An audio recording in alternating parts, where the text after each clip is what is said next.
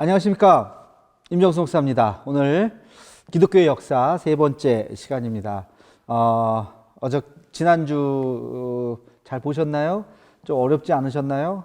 제가 녹화를 하고 나서도 좀 어렵지 않았을까 하는 염려가 있지만, 그러나 또 우리가 공부하는, 또 학문을 하는 또 즐거움을 여러분들 함께가 좀 느꼈으면 좋겠습니다. 제가 오늘 소개할 책이 좀 있습니다. 제가 세 권의 책을 좀 가지고 왔는데요. 제가 공부할 때, 벌써 제가 90년대부터 공부를 했으니까 하여튼간에 교회사를 공부할 때 제일 재밌게 읽었던 책, 지금도 나오는지 모르겠습니다.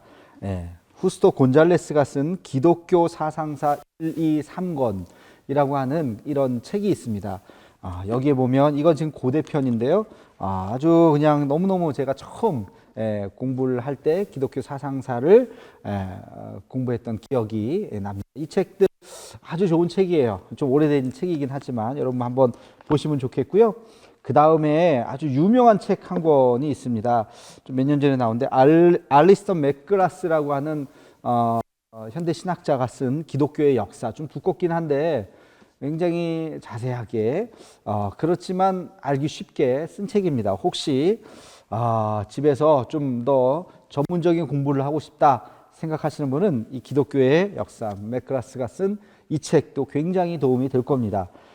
근데 이 책은 너무 두껍다, 엄두가 안 난다 그러면 아주 얇은 책이 있습니다. 우리나라 쓴 정병준 교수님, 서울장신대의 정병준 교수님이 쓴 한 권으로 읽는 기독교 역사와 사상, 값도 싸고요. 이거 10,000원이고요. 그리고 아주 사진도 중간중간 많고, 제가 하는 강의를 곁들여서 이 책을 읽어보시면 많이 도움이 될 겁니다. 그래서 혹시 서울장신 교회사 교수님이 쓴 책인데 아주 쉽게 한국 장로교 출판사에서 나온 이 책, 이렇게 세 권을 일단 제가 한번 소개를 해드리면서, 읽으라는 거 아니에요. 이 정도도 벅차다 하시는 분은 강의만 잘 들으시고, 그러나 조금 더 이건 나의 지적인 호기심을 좀 자극한다 하시는 분들은 이 중에서 책을 읽어보시면 좋을 것 같습니다. 자, 그리고 오늘은 제가 아주 멋진 구절을 하나 읽고 시작을 하려고 합니다. 어거스틴이 쓴 고백록, 참회록으로 알려져 있죠. 고백록의 한 대목입니다. 당신은 항상 일하시되 안식하시고 항상 거두시되 부족함이 없으시며 항상 받들어 주시고 채워 주시고 보호해 주십니다. 당신은 항상 창조하시고 보존해 주시고 완성케 하십니다. 당신은 부족한 것이 없으시나 찾으시고 사랑을 하시되 흥분하시지 않으시며 질투를 하시나 인정하시고 뉘우치시나 괴로워하지 않으시며 성을 내시되 평정하십니다. 당신이 하시는 일을 바꾸시되 당신의 뜻과 계획은 바꾸지 않으시며 당신이 무엇을 찾으셨다 할 때 아주 잊어버린 것을 찾음이 아니십니다. 당신은 결코 궁핍함이 없으시나 무엇을 얻을 때 기뻐하시며 욕심이 없으시나 이익을 요구하십니다. 사람들은 당신께 필요 이상 더 바쳐 당신을 인간에게 빚진 자로 만들려 하나 사실 인간이 가진 것 중에 당신 것 아닌 것이 어디 있습니까? 당신은 인간에게 빚진 것이 하나도 없으시나 마치 빚진 것처럼 그들에게 갚아주십니다. 오 나의 생명, 나의 거룩한 즐거움이 되신 하나님, 내가 지금 무엇을 말했습니까? 당신이 당신에 대하여 말할 때 무엇을 말할 수 있습니까? 당신을 찬양해야 할 때에 침묵을 지키는 자들에게는 화가 있을 것이니 당신을 찬양함에 있어서는 말을 많이 하는 것도 사실 벙어리와 같습니다. 어떠세요? 멋진 말이죠. 우리 어거스틴의 참회록에 나오는 한 대목입니다. 여러분, 이제 오늘 이야기 중에 이 어거스틴 이야기가 좀 나올 건데요. 여러분들 이 책을 꼭 한번, 버전이 여러 개예요. 어거스틴 참회록이 여러 출판사에서 나왔기 때문에 한번 읽으시면 참 좋겠다는 바람을 또 말씀을 드립니다. 3대 고전, 기독교 고전 중에 한 권이 바로 어거스틴의 참회록이고 고백록이라고 번역이 되기도 하고요. 오늘 바로 이야기 중에 어거스틴 얘기가 나올 겁니다. 자, 그러면 이제 오늘부터 이제 3강 시작하도록 하겠습니다. 제도화된 기독교와 교리 논쟁. 여기다 제목을 좀 썼어야 되는데 제 3강 제도화된 기독교와 교리 논쟁. 오늘 이 제목에 다 있습니다. 제도화되었다고 하는 것이 뭐냐? 제도화 이전과 이후가 있겠죠. 그리고 교리 논쟁을 뭘 이야기를 하는 것이냐? 오늘도 정신 바짝 차리시고 여러분 이 책 잘 펼치시고 17페이지부터 펼치시고 이제 보셔야 됩니다. 제도화된다고 하는 것은 로마라고 하는 제국이 기독교를 이제 받아들이기 시작한 거예요. 여러분 역사를 공부하면 연도 외우는 거 참 어려우시죠?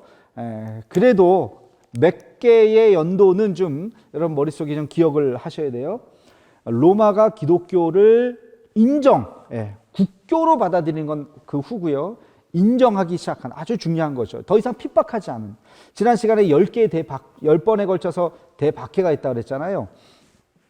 그러나 이제 박해의 시대가 끝나고 로마가 받아들이게 된 그런 역사적인 분기점이 오게 됩니다. 그게 몇 년도예요? 313년이에요. 313년. 뭐 연도가 외우기 어렵진 않죠? 313년 이걸 뭐라고 그러냐면 기독교 공인이라고 이야기합니다. 기독교 공인. 기독교를 이제 인정하기 시작했다는 거. 이때부터는 핍박의 시대가 아닙니다. 그런데 누가 있겠어요? 황제가 했겠죠. 그 황제의 이름이 뭐냐? 요 정도도 여러분 역사를 공부하면 또 기독교를 우리가 역사를 공부하면서 우리가 좀 알아야 됩니다. 누구일까요? 콘스탄틴입니다. 콘스탄틴. 많이 들으셨죠? 콘스탄틴이 313년 기독교를 공인했다. 요 정도만 알면 아주 훌륭한 겁니다. 뭐 이제 배경 이야기를 제가 간단하게 하겠습니다. 거기 나와 있지만 그 당시에 콘스탄틴의 아버지 쿨로루스라고 하는 사람이 있어요. 거기 알파벳이 조금 좀 틀렸는데 그 첫 줄에 보면 서로마 황제 콜로루스.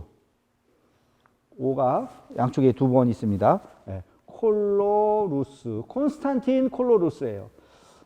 얘 아들이죠. 우리가 알고 있는 콘스탄틴은 아버지가 이제 서로마 황제였는데 이제 그 아들이 나중에 콘스탄틴이 서로마 황제로 등극을 하고 324년에 전체 로마의 황제로 다시 이제 등장을 하게 됩니다. 그때 그냥 편안하게 왕위가 이어진 것은 아니었고요. 막센티우스라고 하는 사람과 이제 최후의 대결을 앞두고 있었습니다. 바로 그때에 꿈에 십자가가 보이죠. 우리가 생각하는 이런 십자가가 아니고요.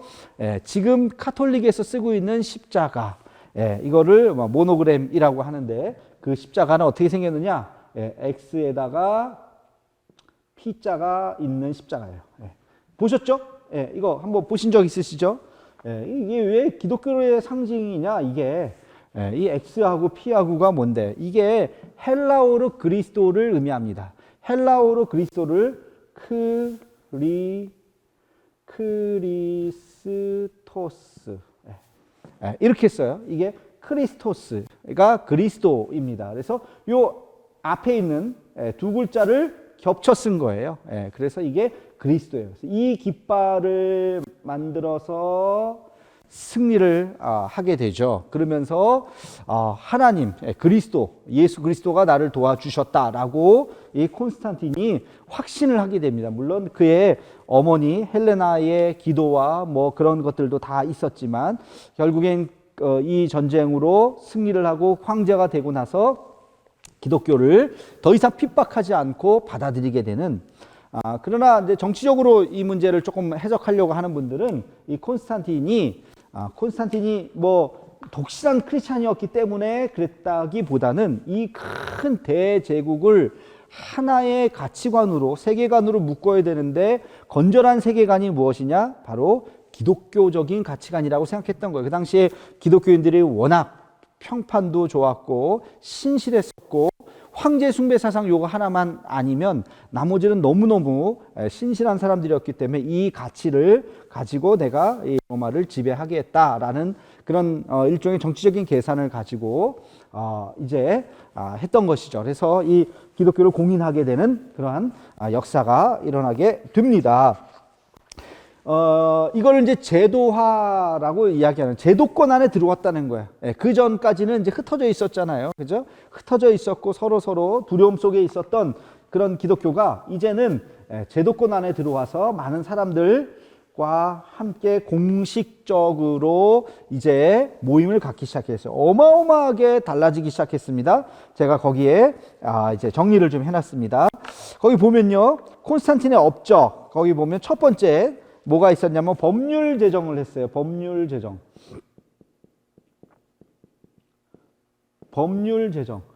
법을 만들었어요. 어떤 법을 만들었냐면 십자가형을 폐지하고 검투하는 그런 사람을 막 죽이고 막 환호하는 그런 것들을 폐지하고 뭐 첩을 두거나 그다음에 간음을 하거나 이혼권을 제한시키고 여자에게도 토지 외의 소유권을, 토지는 안 되지만 다른 것들은 소유권을 여자들에게도 인정을 하고 죄수의 이마에 인을 찍는 것도 폐지를 하고 이런 것들. 그 다음에 교회법을 국가가 공인했어요.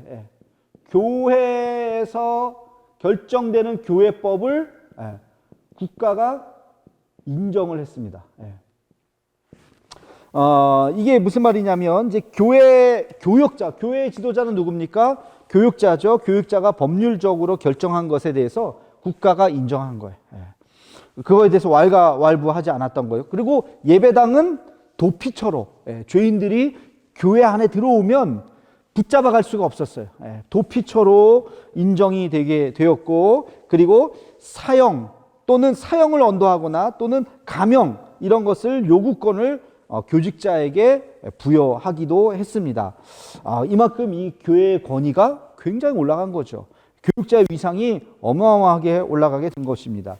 그리고 세 번째가 교회를 위한 법률, 교회 보호법이라고 이야기를 할 수가 있어요. 일요일을 법적으로 쉬게 했어요. 예배 드리는 날로. 그리고 교육자에게는 세금과 병역 의무가 면제됐어요. 좋은 시대였던 것 같아요. 우리는 다 군대 가고 그런데 하여튼 그 당시는 교육자들에게 세금도 안 내고 병역 의무도 면제하는, 교회에 출석하는 노예들을 성직자 앞에서 해방을 허용했습니다. 노예도 성직자가 해방을 할 수 있는 막강한 권한을 줬어요.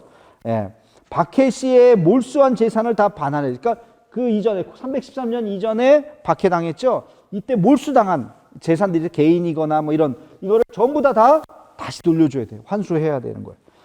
뭐 이런 것들, 교회 재산관리법, 교회가 재산을 가질 수 있도록 땅이라든지 이런 것들을 해서 이 교회를 보호하는 법이, 법령이 만들어진 거예요. 교회를 건축할 때는 지금이야 우리 성도들이 다 헌금을 하지만 이 당시에 교회를 건축할 때 국가가 황실에서 보조를 해서 건축을 만들어 줬습니다. 뭐 이 정도로 어마어마하게 보호를 해주기 시작한 거예요. 자, 빚만 있느냐? 따뜻한 양지만 있느냐? 아니요. 양지가 있으면 어떻게 돼요? 음지가 있는 거예요. 그렇죠? 빚이 있으면 그림자가 있는 거예요. 그래서 이런 참 좋은 시절을 맞이했지만 조금씩 좋지 않았던 면들도 나타납니다. 거기에 보면 제도화된 교회의 굴절 이렇게 표현했어요. 뭐냐면 이교도들이 교회 안에 이교도들이 들어옵니다. 이교도들이 하루아침에 자기가 몇십 년 모셨던 우상숭배, 이방신전 이런 것들을 그대로 내놓고 교회만 오면 바로 믿음이 생기는 게 아니죠.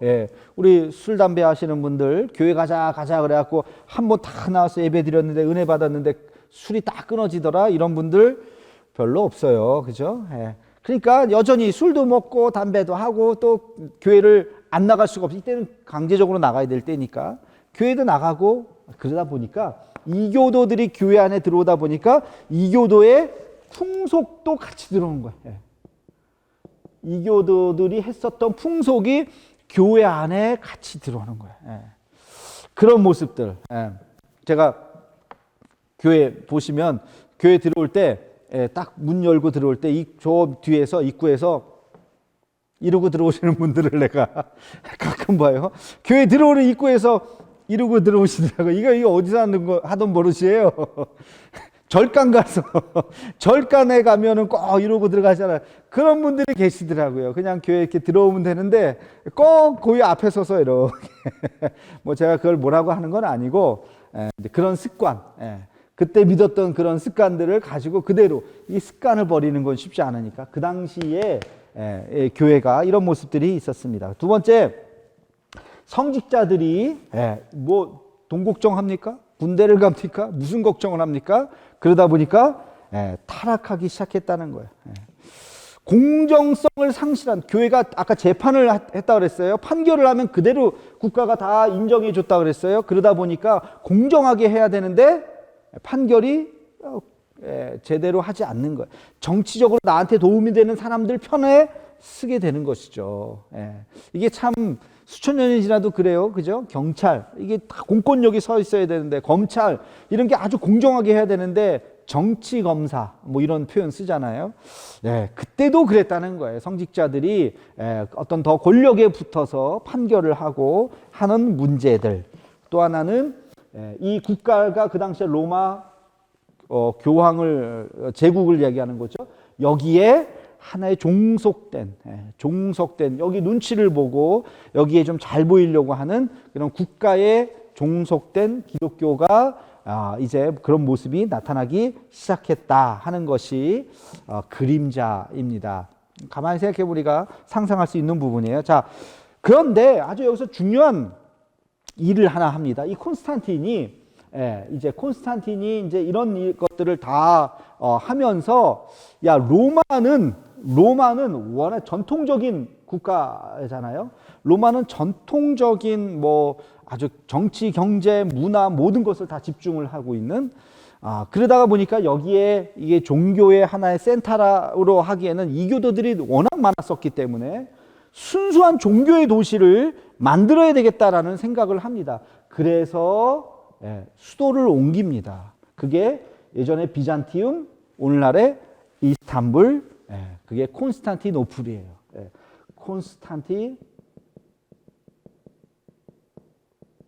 콘스탄틴의 땅이라는 뜻이에요. 콘스탄틴 황제가 수도를 옮겨요. 이게 그때는 이름은 비잔티움이었고 지금은 뭐라고요? 이스탄불. 지난번에 우리 성지순례 가면 항상 이스탄불로 시작하죠. 굉장히 중요한, 그 전까지는 뭐 그렇게 주목받았던 도시가 아니었는데 로마의 수도를 옮겨버리니까. 자, 이게 나중에 여러분 이제 한 두세 주 후에 이제 얘기를 하게 될 텐데 이게 바로 동방교회, 서방교회의 중심지가 됩니다. 이쪽이 서쪽이죠? 그럼 지도를 제가 뭐 안 그렸지만 이게 이탈리아 반도 중간에 있는 거예요. 그죠? 그러니까 여기 지중해잖아요. 이게 다. 여기 지중해가 이렇게 있죠. 지중해가. 그러니까 여기가 서쪽이죠. 그래서 이걸 서방교회라고 이야기합니다. 서방교회, 로마, 우리 지난 첫 시간에 제가 캐톨릭이라는 단어에 대해서 얘기했어요. 로마 캐톨릭 처치, 교회가 되는 거예요. 그리고 이쪽은 동쪽에 있죠. 그래서 이걸 동방 정교회라고 불립니다. 정통교회라는 거예요. 정교회. 정통교회. 왜 정통교회냐? 올소독스 처치냐? 뭐 조금 있다가 이제 다 여러분 이해하시게 될 겁니다. 그래서 동방교회가 됩니다. 이건 동방교회, 이건 서방교회가 돼요. 이 동방교회의 중심이 콘스탄티노플이 됩니다. 그래서 바로 이 콘스탄틴에 의해서 수도가 종교적인 수도도 옮기는 그런 역사가 일어나게 됩니다. 자, 여기까지가 제도화된 기독교의 모습이에요. 아주 좋은 점도 있어요. 그죠? 기도의 응답이에요. 그러나 그렇지 않은 점도 있다.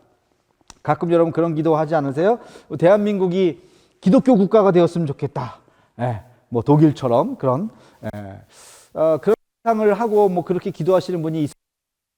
근데 생각해 보면 우리나라가 기독교 국가가 됐다 그래서 도덕적으로 정말 깨끗하고 비리도 없고 그리고 어떤 뭐 범죄도 없고 그런 나라가 될까요?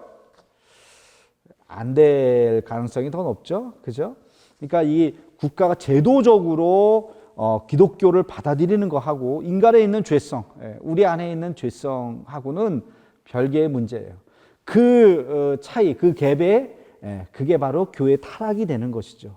겉으로는 완벽한 기독교의 어떤 법과 제도를 만들었다고 해도 그 안에 있는 인간은 아주 죄악이 많고 썩었기 때문에 거기에서부터 오는 그 간격이 인간의 타락과 오히려 기독교를 더 부패하게 만들고 우리를 더 아주 비참하게 만드는 원인이 될 수 있는 것이죠. 그러니까 형식적으로 기독교 국가를 만들게 해주세요 하는 기도는 그게 썩 바람직하지는 않다. 우리가 그거를 꿈꾸기보다는 그거는 하늘나라에서 정말 하나님 앞에 갔을 때 천국에서나 이루어지는 것이고 왜?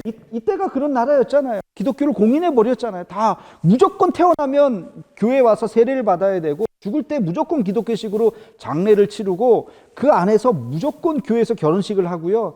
다 그런 나라였다고 로마가. 그러나 로마의 한꺼풀을 벗기면 어마어마한 타락이 그 안에 싹트고 있었다는 것을 역사를 통해서 우리가 보게 됩니다.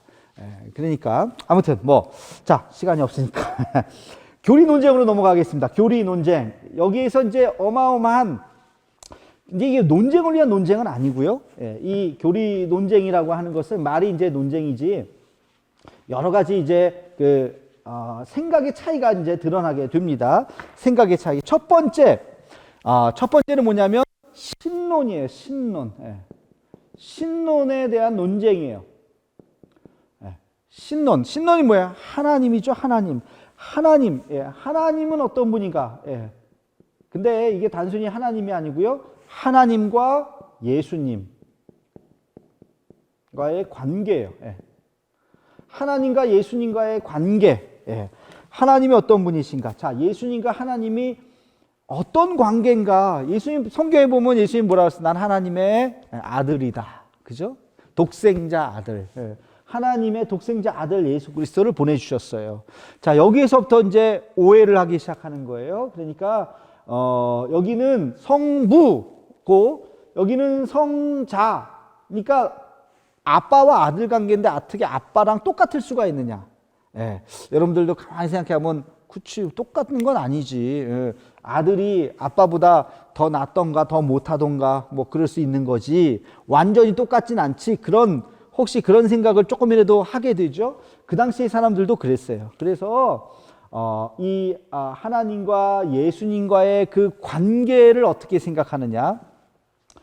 여기에서부터 이제 논쟁이 일어납니다. 거기 제가 이제 보면 군주신론이라고 이제 써놨어요. 모나키아니즘, 군주신론 또는 단일신론.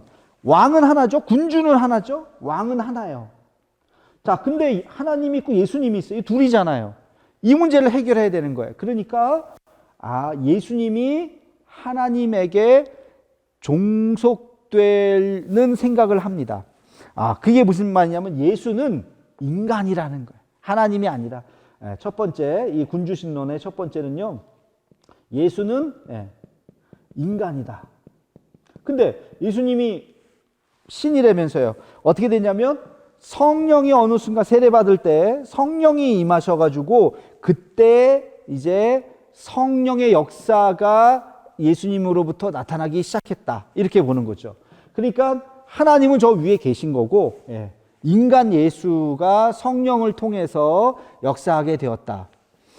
여러분 그러니까 이것은 무슨 얘기냐면 예수님이 하나님이 아니었던 시절이 있었다는 거예요. 성령 받기 이전에는. 그러니까 탄생하실 때부터 하나님이 아니라 어느 순간 살다가 어느 순간 하나님이 되셨다고 생각하는 거예요.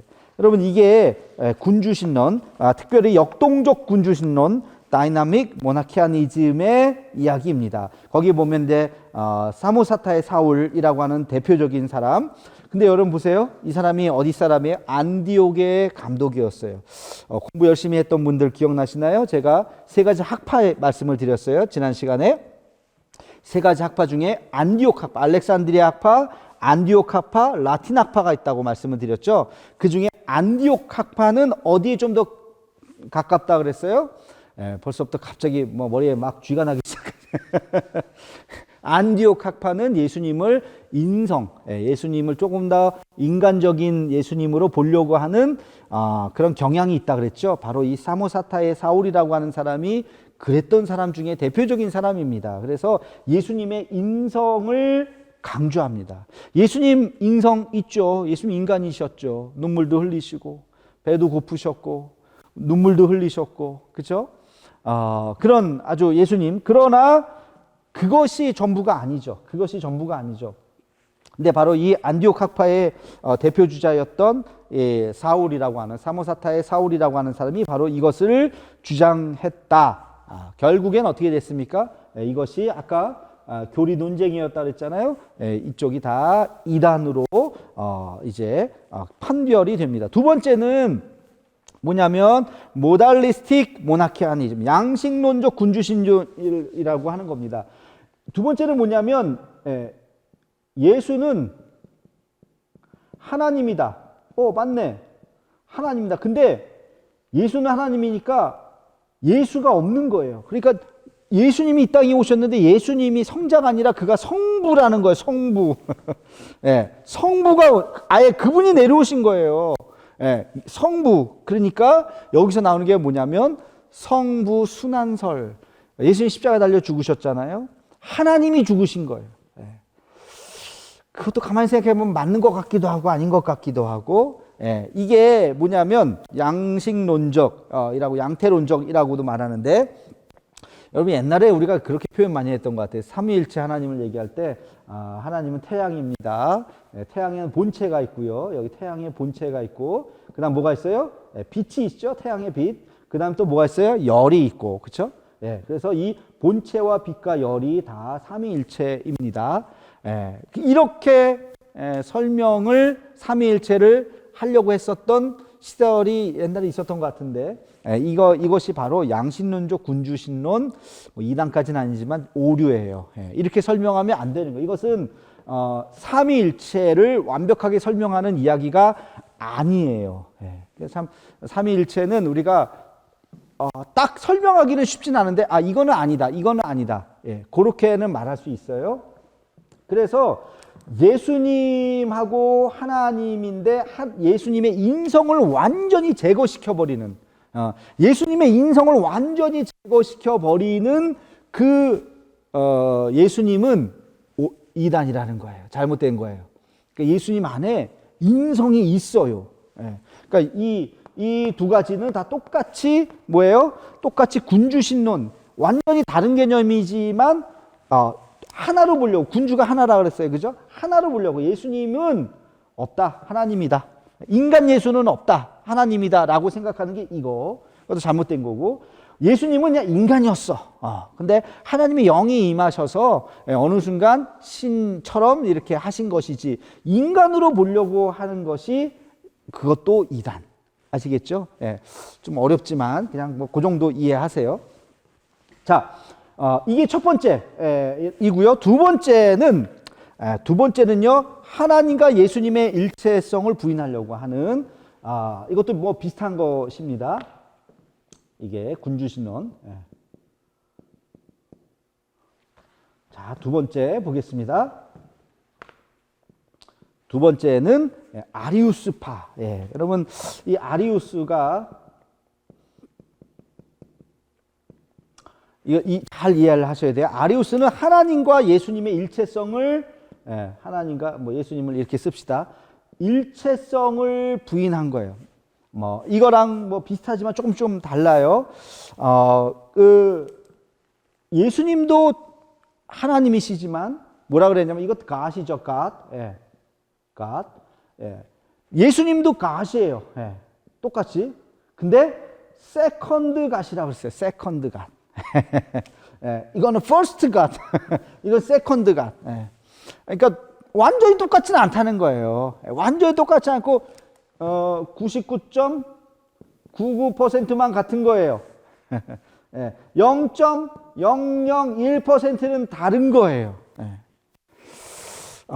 이런 생각을 할 수도 있어요. 가만히 우리가 생각해 보면. 근데 그렇지 않다는, 이게 아리우스주의예요. 아리우스. 여러분 323년 기독교 공인을 했는데 사실 그 다음 이게 더 중요해요. 325년에 니케아에서 종교회의를 하게 됩니다. 이걸 니케아 공의회라고 하는데 어디라고요? 니케아 공의회. 제가 키워드 얘기 안 해요. 첫 번째 키워드가 콘스탄틴입니다. 첫 번째 후보. 제가 후보를 3개를 말할 거예요. 후보를 3개에다 맨 마지막에 제가 1번 후보입니다. 이렇게 되면 콘스탄틴 이렇게 써야 돼요. 점점 어려워지죠. 이거 안 들으면. 2번 후보 이제 좀 이따 얘기할 거예요. 그래서 1번 후보가 콘스탄틴. 잘 들어보세요. 아무튼 이 325년에 니케아에서 회의를 하게 됩니다. 니케아 회의를 하게 되는데, 니케아 회의를 왜 하느냐? 바로 이 아리우스파가 주장하는 세컨드 갓.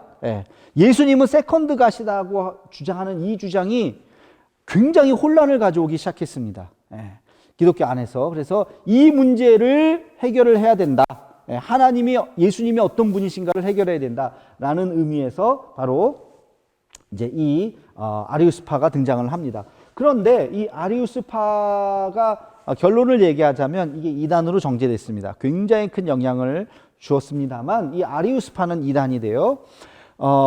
이 그 반대되는 정통이죠. 정통이 되는 사람이 누구냐? 아타나시우스입니다. 따라해 볼까요? 아타나시우스. 아타나시우스. 우리 교회사를 그래도 공부를 한 사람들이라면요, 콘스탄틴, 니케아, 아타나시우스, 313년, 325년, 요 정도는 머릿속에 좀 기억을 해야 돼요. 굉장히 중요한 첫 번째 교리 논쟁의 정통을 수호한 사람이 바로 이 아타나시우스입니다. 굉장히 중요한 사람이에요. 의미 있는 사람이에요. 자, 이분은 그러면 뭘 주장했을까요? 아리우스에 반대죠. 아리우스는 뭘 주장했다고요? 예수님이 어떻게 했다고요? 하나님과 99.99%만 똑같고 약간은 다르다. 그죠? 0.0000001 정도라도 다르다는 거고. 아타나시우스는 100%, 예수님은 어떻게 해요? 100%. 어려운 말을 씁니다. 이걸 동일본질이라고 말을 써요. 동일본질. 동일본질. 거기에도 썼는데 호모우시아. 호모우시아.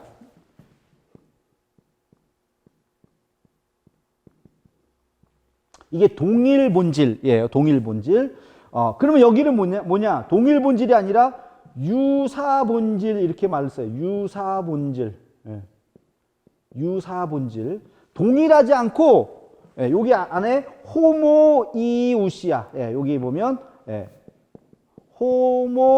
호모이우시아. 여기 I가 하나 더 붙어요. 호모이우시아. 이것은 뭐냐면 유사본질. 아까 0.001은 다르다는 거예요. 여기는 완전히 똑같다는 거고. 비슷한 얘기인 것 같지만 달라요. 그죠? 달라요. 이게 어마어마하게 예수 신론, 예수님이 하나님의 위치에 어느 정도까지 가느냐가 굉장히 큰 논쟁이었습니다. 결론은 아타나시우스가 이 문제를 해결하기 위해서 어떻게 했다고요? 콘스탄틴이 이걸 하나로 묶어서 딱 정치를 하려고 봤더니 얘네가 막 싸우고 있네. 왜 싸우냐 봤더니 이 예수님이 누구냐 때문에 싸우고 있는 거예요. 그래서 이거 안 되겠다. 콘스탄틴 입장에서는 누가 이기든 상관없어요. 하여튼 하나로 결정해. 이쪽이든 하나로 결정해 해갖고 회의를 붙인 거예요. 이게 니케아 회의라고요. 그래서 어마어마하게 논쟁이 붙었겠죠. 그래서 누가 이겼다고요? 아타나시우스가 승리를 하게 되었습니다. 그래서 결론이 뭐냐? 예수님과 하나님이 완전한 하나님이다. 이게 신학적으로 맞고 이게 성경적으로도 맞아요. 성경적으로도 이 예수님이 하나님의 아들이라고 얘기하는 것은 아까 군주신론하고는 다른 거. 완전히 하나잖아요. 군주신론은. 근데 이것은 성부요, 이것은 성자요. 이 둘은 나중에 이제 성령론 얘기도 나오지만 이 둘은 완전히 똑같다는 거예요. 똑같다는 거예요. 그게 아타나시우스의 이야기였습니다.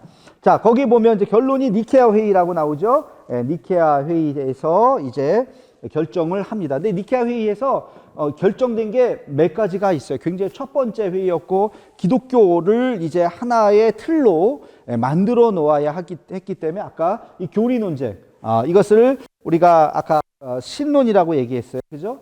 신론에 대해서 결정을 했고요. 두 번째가 거기 나오죠. 부활절 날짜를 결정했습니다. 부활절을 결정을 했어요. 부활절 날짜, 거기 보면 부활절 날짜는 춘분 후 만월 다음 주일이에요. 지금도 그렇게 해요. 그래서 부활절 날짜가 왔다 갔다 하는 게 춘분 아시죠? 춘분. 봄이 오면서 이제 시간이 똑같은 걸 춘분이라 그러잖아요. 낮 시간과 밤 시간이. 그 춘분이 춘분이 지나고 만월, 보름이죠. 보름달이 뜬 만월이 지난 첫 일이에요. 요게 부활절입니다.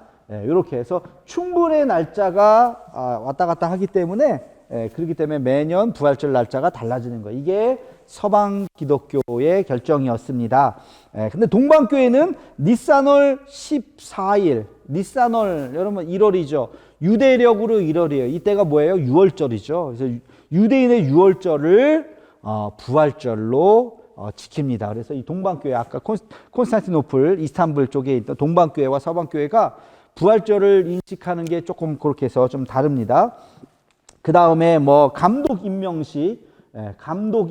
대한 굉장히 지도자가 중요했기 때문에 3명 이상 뭐 안수해야 된다. 그 다음에 이제 성탄절, 예수님의 탄생, 가장 중요한 기독교의 절기라고 하면 성탄절일 텐데 그 당시 예수님이 언제 태어났는지를 알 수가 없었죠. 이미 325년이니까 예수님 태어난 게 무슨 달력이 있었던 것은 아니고, 그래서 그 당시에 가장 큰 절기, 로마 사람들이 치르고 있었던 바로 그 절기를 그대로 그냥 받아들입니다. 그게 12월 25일이에요. 12월 25일, 그것을 이제 기독교의 예수님께서 탄생하신 성탄절로 지키게 되었습니다. 이게 325년에 그렇게 이제 결정을 하게 된 건데, 여러분 이건 역사적인 그냥 팩트예요. 그러니까 이것을 그냥 그대로 예수님이 진짜 12월 25일 날 태어난 게 아니었어? 지금의 시간 개념과 지금의 날짜 개념으로 2000년절을 우리가 생각하면은 당연히 안 되겠죠. 근데 제가 왜 이걸 말씀을 드리냐면, 여러분 이단 중에 안상홍 증인의 하나님의 교회라고 얘기하는 장길자를 믿는 그 부인 장길자도 믿고 하는 그 안상홍 증인에서 이거를 물고 늘어져요. 예수님이 12월 25일 날 태어나지 않았는데 아시나요? 그렇죠. 알죠. 여러분 그거에 대해서 전혀 이상하게 생각하지 마세요. 이것은 역사제의 하나의 산물입니다. 날짜를 알지 못하기 때문에, 그러나 하나의 우리가 구심점은 있어야 되기 때문에 이 날로 우리가 정해서 지금까지 그 날을 기념하는 거예요. 제가 예전에 있었던 노량진 교회가 있습니다. 노량진 교회에 제가 있었는데 거기 보니까 창립기념주일이 매년 달라요. 그래서 이게 어떻게 된 거냐 그랬더니요, 언더우드가 세문안교회를 세우고 나서 거기가 이제 한강 이북이었잖아요. 그리고 그 이제 몇 년인지 모르겠는데 정확하게 뭐 하여튼 몇 해 지나고 나서 세문안교회 재직들하고 같이 이제 내려오게 됩니다. 한강을 건너서 첫 번째 교회를, 한강 이남의 첫 번째 교회를 세우게 됩니다. 그 한강 이남의 첫 번째 교회를 세웠는데요. 그게 바로 그 노량진 교회인데, 노량진에다가 세웠는데 날짜가 없어요. 기록이 없는 거예요. 교회는 세워졌는데 날짜가 없는 거예요. 그래서 이민식 목사님 지금도 살아계시죠? 이민식 목사님이 오셨는데 교회 창립 기념일이 없는 거예요. 기록도 못 찾겠어요. 그래서 이분이 어떻게 했느냐? 이분이 성령 강림주일, 성령 강림, 봄이라고 하는 것만 알고 있었기 때문에 성령 강림주일을 창립 기념일로 지킵니다. 지금도 그렇게 지키고 있어요. 그러니까 어쨌든 간에 어느 날 교회는 시작했겠죠. 단지 그 날짜만 모르는 거죠. 예수님이 태어나셨죠. 단지 그 날짜를 정확하게 몇 월 며칠인지는 모르죠.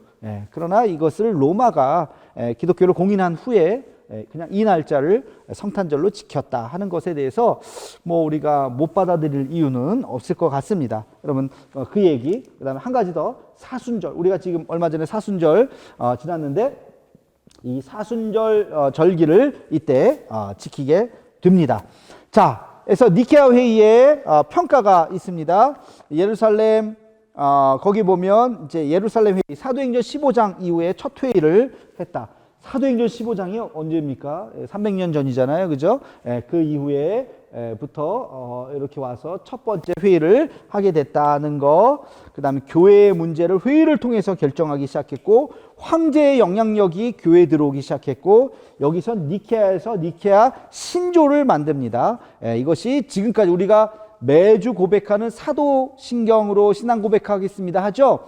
그 사도신경의 초판이라고 생각하시면 돼요. 니케아 신조가 나중에 칼케톤 신전으로, 그리고 나서 칼케탄 신조로, 그리고 나서 사도신경으로, 나중에 이게 사도신조죠. 그 신조 신앙 고백으로 바뀌게 되는 거죠. 그래서 그 첫 번째 버전이 1번 버전이 니케아 신조예요. 이때 이것을 이제 만들게 됩니다.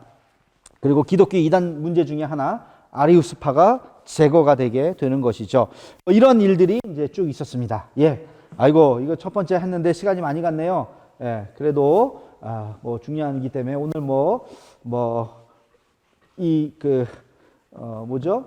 우리 유튜브 이제 여기까지 들어야지 하고 끄는 소리가 막 들려요. 끄지 마세요. 끝까지 여러분 인내하신 자에게 복이 있을진저. 아리우스, 아까 아리우스하고 뭐라 그랬어요? 아타나시우스. 여기서 두 번째 키워드 나갑니다. 두 번째 키워드는 아리우스와 대적해서 정통교회를 지킨 사람. 누구예요? 아타나시우스. 두 번째 키워드. 마지막에 몇 번째 키워드가 오늘의 키워드가 될지는 끝에 얘기하겠습니다. 아까 제가 1번 키워드 뭐라 그랬어요? 콘스탄틴. 2번 키워드 아타나시우스. 3번 키워드 조금 있다가 셋 중에 하나로 결정을 하겠습니다. 아직 제 마음속에 아직 결정을 못했어요. 자, 그 다음에요. 두 번째는 기독론이에요. 아까 신론이라 그랬죠? 2번 기독론. 기독론 논쟁이에요. 기독론은 뭐냐? 기독이라는 게 그리스도죠. 예수님에게, 그럼 아까 얘기 끝난 거 아니냐? 아니요. 이거는 예수님하고 하나님과의 관계 속에서 이단이 나온 거고요. 여기서는요, 예수의 인성과 신성. 비슷합니다. 여기서부터 머리가 아프신 분들은 끝까지 가기 어려운 앞으로 점점 더 어려운. 근데 이거 재밌네. 생각보다 재밌네. 제가 최대한 재밌게 하려고 하는데 현장이었으면 더 재밌을 텐데 이게 참 카메라 앞에 두고 하려니까 힘드네. 재밌네 하시는 분들은요, 굉장히 그래도 가능성이 있으신 분들이에요. 여러분 꼭 끝까지 잘 들어오시면 좋겠습니다. 신성과 인성과 신성 사이의 관계를 이야기합니다. 여기도 여러 사람의 이름이 나옵니다만 아타나시우스보다는 덜 중요한 사람이기 때문에, 물론 뭐 역사적으로는 중요하지만 대충 여기는 좀 넘어갈게요. 아폴로나리우스라고 하는 것은 예수님의 인성의 불안정성. 그러니까 예수님은 신이다. 뭐 요거랑은 조금 다릅니다. 요 내용하고는 예수님은 인간이 아니라 신이었다. 그래서 그럼 인간의 모습은 뭐냐? 인간의 모습은 연기다. 연기. 그냥 인간인 척하는 거다. 여러분 연기자들이 막 죽고 막 그러면 진짜 죽는 거 아니라는 거 우리가 알죠? 그 연기 속에서 죽는 거. 마치 그렇다는 거예요. 예수님의 십자가에서 고통스러워하시고 가시 면류관 피 흘리시고 막 이런 게 그냥 연기하는 거예요. 아프지 않아. 하나님이 뭐 아파요? 하나님이 무슨 뭘 고통스럽겠어요? 그게 다 연기다. 라고 생각하는 게 누구라고요? 아폴로나리우스. 예. 아폴로나리우스는 그렇게 생각했어요. 예수님의 인성을 약화시켰다는 거죠. 인성을 약화시켰다는 건 신성만 생각했다는 거예요. 누구라고요? 아폴로나리우스. 예. 뭐 그렇게 중요하지 않기 때문에 대충 쓰겠습니다. 두 번째, 이 사람은 좀 중요해요. 두 번째는 네스토리우스. 따라해 봅시다. 네스토리우스. 이 네스토리우스는 예수님의 거꾸로예요. 인성을 강조하고 신성을 약화시키는 거예요. 신성을 약화. 예수님이 신이 아니었어. 예수님이 인간이었어. 이게 누구라고요? 네스토리우스. 네스토리우스는 조금 중요해요. 이따가 얘기할게요. 그래서 예수님의 신성을 중요하고 마리아는 하나님의 어머니가 그리스도의 어머니다 라고 이야기하는 하여튼 그런 얘기가 있습니다. 그래서 네스토리우스가요, 여러분 경교라고 들어보셨나요? 경교. 당나라 때 기독교가 전파돼요. 당나라 때. 그 당나라 때 전파된 기독교가 여러분 통일신라 시대가 당나라이잖아요. 신라가 이 삼국을 통일했던 바로 그때, 그때 이 기독교가 전파가 됩니다. 그때 이 동쪽으로 중국으로 해서 우리나라까지 왔던 이 경교가 바로 네스토리우스파예요. 그러니까 왜 네스토리우스파가 이게 아시아로 들어오게 됐냐면 나중에 얘기하겠지만 여기가 이단으로 정제됩니다. 그래서 이 본토, 지중해 본토에서 쫓겨납니다. 그래서 이 사람들이 이제 중국을 거쳐 인도를 지나서 중국으로, 그때가 당나라 시대였다고요. 그리고 나서 이제 여기까지 신라 시대까지 오게 됩니다. 그래서 예전에 어디 절인가요?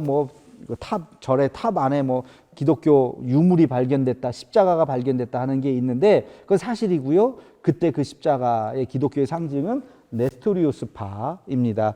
교회사적으로는 이단으로 되긴 했지만 그러나 어쨌든 예수님을 구세주로는 믿지만 바로 이 인성과 신성에 대한 문제다 하는 것을 이야기합니다. 두 번째에서 결론이 시릴 시리일 이제 이렇게 서로 양쪽 이것도 이단이고 이것도 이단이고 그래서 누가 나타났냐? 시릴이라고 나타나요. 시릴. 시릴이라고 하는 사람이 등장을 해서 아까 아타나시우스처럼 이 시릴은 뭐라 그러냐? 예수님의 인성은 완벽한 인성이다. 완벽한 인성이요. 예수님의 신성도 완벽한 신성이다. 지금 우리가 그렇게 고백하시죠? 여러분 그렇게 고백하셔야 됩니다. 예수님은 온전한 인간이셨고 온전한 하나님이셨다. 이 두 가지가 좀 역설적이긴 하지만 그러나 이것이 기독교의 정통이 되게 됩니다. 그래서 제 두 번째 회의인 381년 2차 콘스탄티노플 회의 때 콘스탄티노플 제가 뒤에 보면 그 8개 그거를 제가 정리를 했는데요. 381년 콘스탄티노플 회의 때 시릴의 주장을 정통으로 인정을 합니다. 시릴의 주장을 정통으로 인정을 하고 아폴로나리우스, 네스토리우스를 이단으로 정죄를 하는 것, 이것이 바로 두 번째 기독론에 대한 논쟁 이야기였습니다. 거기 보면은 제 4차 회의인 451년에 칼케돈 회의 때 이 칼케돈 신조죠. 칼케돈 신조를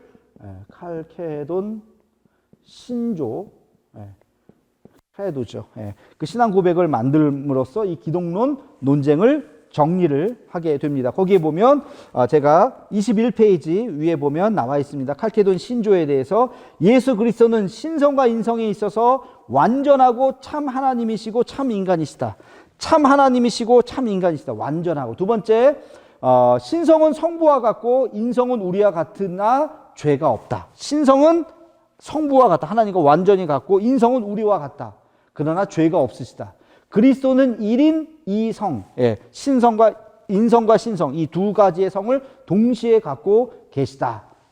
그리스도는 두 개의 본질을 갖고 있으나 인간의 본질과 신의 본질을 동시에 갖고 있으시나 서로 혼동되지 아니하고 변하지도 않고 분열되지 않고 분리되지 않는다.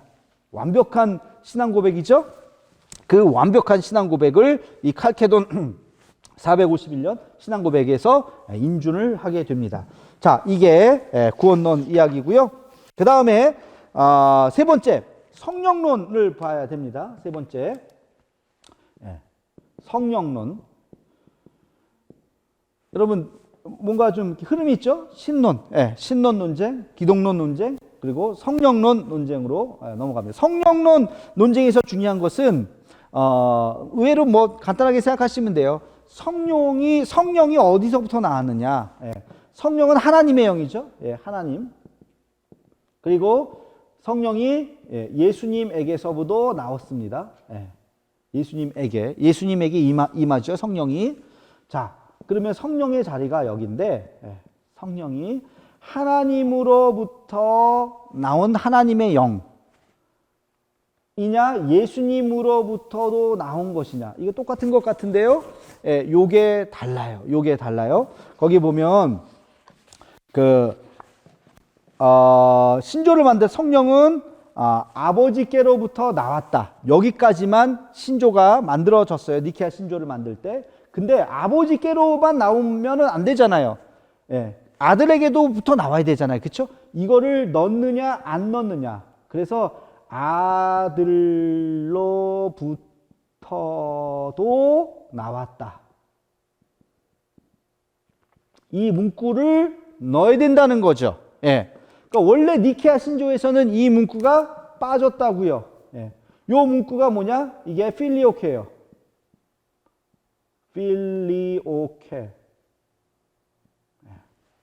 필리오케. 이게 바로 필리오케 논쟁입니다. 그래서 요 문구가 원래 니케아 신조에서는 빠졌어요. 성령은 어디서부터? 하나님으로부터 나왔다. 근데 가만히 보니까 이거 넣어야 되겠네. 하나님으로부터 그리고 아들로부터도 나왔다. 필리오케를 넣느냐 안 넣느냐에 따라서 이 성령이 우리가 볼 때는 똑같지만 조금 달라요. 그래서 아까 제가 얘기했죠. 아까 뭐라 그랬어요? 동방정통교회라고 그랬죠. 동방정통교회는 우리는 니케아 신조를 그대로 믿는다는 거예요. 그래서 이 아들로부터 필리오케가 빠져야 된다는 거죠. 니케아 신조에서 그렇게 얘기했기 때문에. 그러나 서방 로마 카톨릭은요, 그거 안 된다는 거죠. 하나님으로부터 나왔지만 예수님 성자로부터도 나왔다. 필리오케를 넣는 게 맞다. 이게 나중에 동방교회, 서방교회가 갈라지게 되는 아주 중요한 원인이 됩니다. 지금 우리가 생각할 때는 뭐 그게 그거고 다 똑같은 것 같지만 뭐 그게 신학자들이 생각할 때 똑같은 게 아니에요. 굉장히 다른 거죠. 그래서 아무튼 이 논쟁, 이것이 필리오케 논쟁이고, 지금은 이 성령을 우리 개신교에서는 당연히 하나님으로부터 그리고 예수님의 영이죠. 그래서 저도 뭘 강조합니까? 성령에 대해서 얼마 전에도 제가 새벽 예배 때 설교를 했었는데 뭐라 그래요? 성령은 뭘 갖고 어떤 영이라 그랬어요? 인격자이시다. 그 얘기 항상 하죠. 성령은 인격을 갖고 계시다. 그게 바로 예수님의 영이기 때문에 예수님으로부터 나온 인간의 예수님의 인성을 가미한 성령은 눈물도 흘리시고 우리를 위해서 애통하시고 우리를 위해서 기도도 하시는, 그래서 하나님과 예수님 사이가 이렇게 삼위일체가 되는 이것이 바로 성령론입니다. 그래서 이 성령론의 논쟁은 뭐라고요? 필리오케를 넣느냐 빼느냐. 이게 결국엔 동방교회, 서방교회. 그래서 어디가 정통이라기보다는 그것으로 동방교회와 서방교회가 갈라졌다.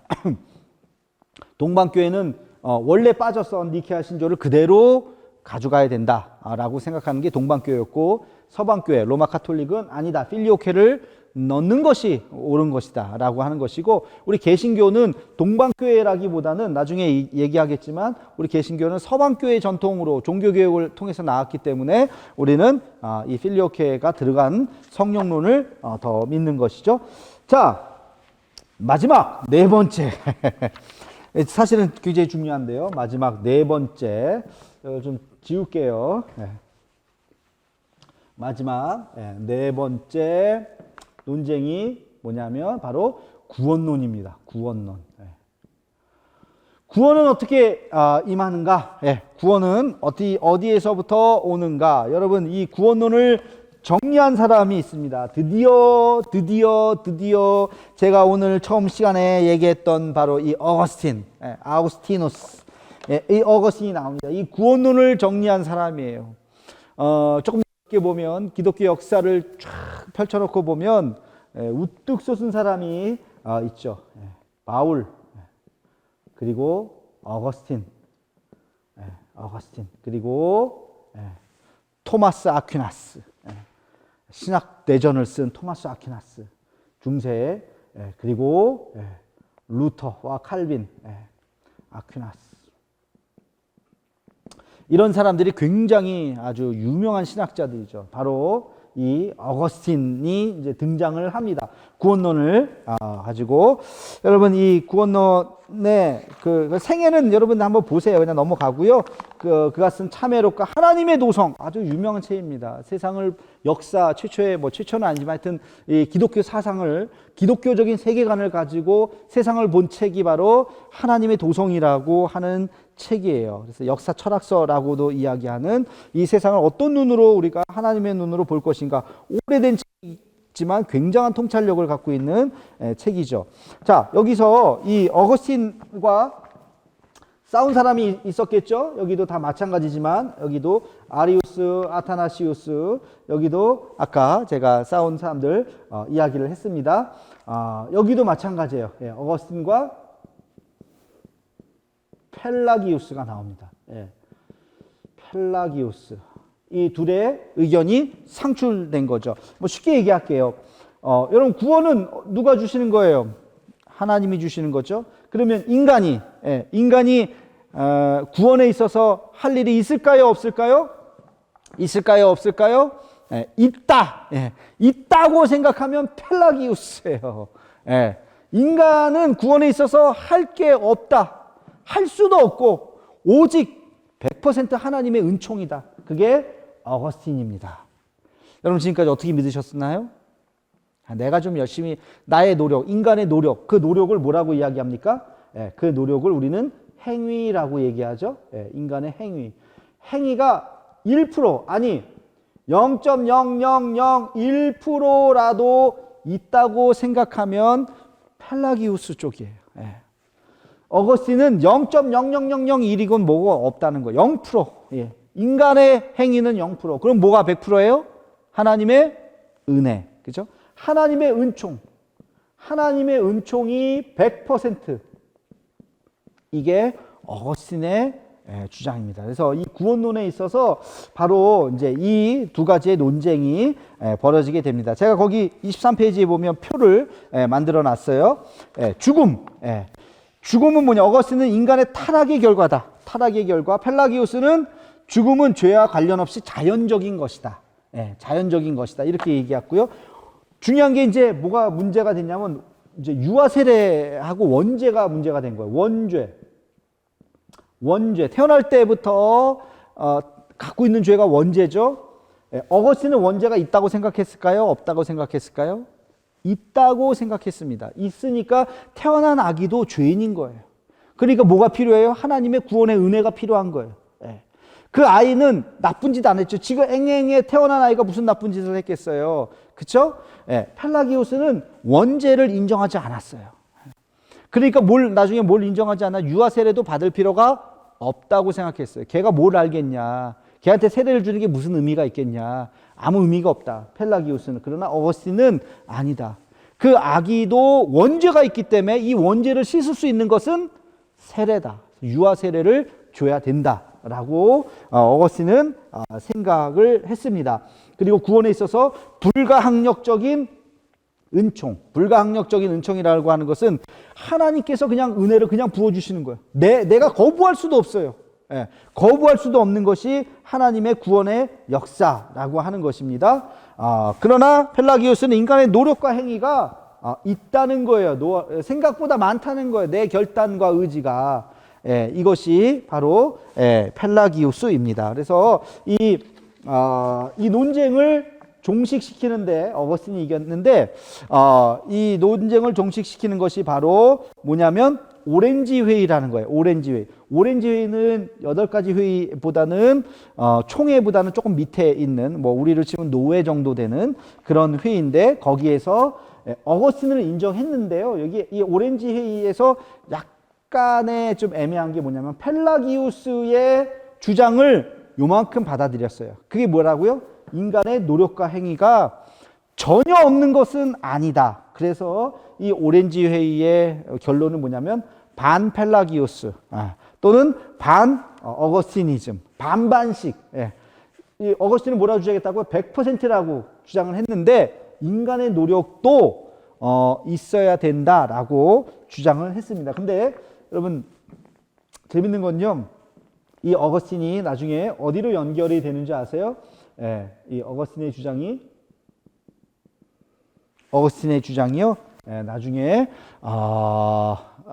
루터와 칼빈의 주장과 동일합니다. 예. 칼빈의 종교개혁 정신에 보면 5가지의 5대 거기 제가 정리를 해놨어요. 5대 교리. 5대 교리. 제가 거기다가 토탈 디프라비티. 이게 뭐냐면 전적인 타락이에요. 토탈 디프라비티.